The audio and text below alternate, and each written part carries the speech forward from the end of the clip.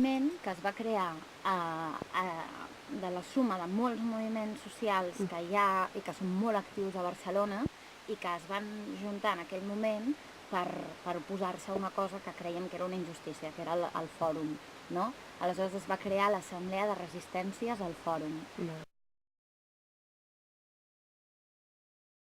Indignant el tema del fòrum, saps? Era indignant, perquè t'ho venien... O sigui, hi ha diverses coses, no? Aquí al darrere. Si Barcelona no crea un gran esdeveniment que suposi inversió, no hi ha prou inversió pública perquè Barcelona tingui un model urbanístic propi, saps? I això és indignant. I a sobre que tu ho venguis com el fòrum de les cultures, és a dir, que ho camuflis d'aquesta manera. Això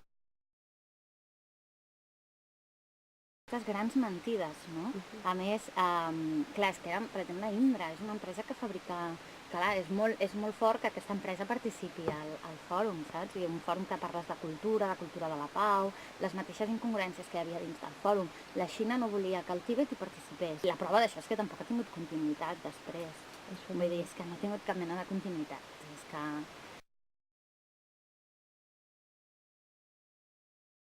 Clar, aquest és l'altre problema. És que, o sigui, deien, bueno, doncs que ara amb el tema de les celebracions del Barça a Canaletes i tal, que la gent se'n vagi al fòrum. Sí, home, qui va al fòrum? És que no hi va ningú, és que no se'l sent propi ningú.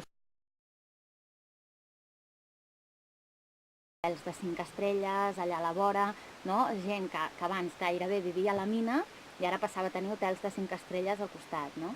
És que això també demostra que estava tot involucrat en una mena de trama urbanística per crear allà un espai, saps? Però com que no tenim prou per invertir nosaltres com a administració, doncs hem de buscar inventar-nos un esdeveniment que vingui inversió privada i que ens munti el que volem, no?